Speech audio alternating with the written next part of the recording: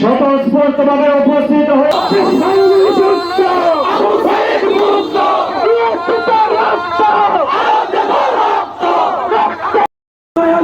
বিপ্লবের 1 বছর পূর্তি উপলক্ষে সারা বাংলাদেশে কেন্দ্রীয় কর্মসূচির অংশ হিসেবে আজকে আমরা গণমিছিল করেছি।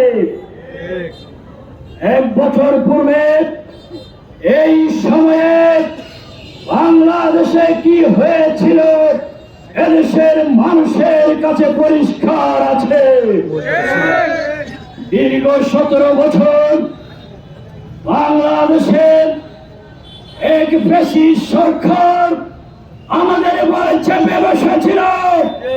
যেই সরকার দিনের পর রাতে করেছিল, বিনা ভোটে নির্বাচন করেছিল, দামি নির্বাচন করেছিল, এদেশের অর্থনীতি লুট করে বিদেশে পাচার করেছিল, এদেশে গুম খুন রাজনীতি, এদেশের স্বাধীনতা বলতে মানুষের কিছুই ছিল না।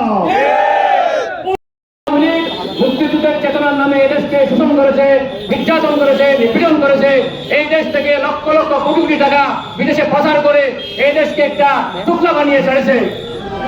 আজকের এই বার্ষিকীতে আমরা দেখতে ভাবে ঘোষণা করতে চাই, এই বাংলাদেশে আর কখনো ফেসিবাদের জন্ম করতে দেওয়া হবে না ইনশাআল্লাহ।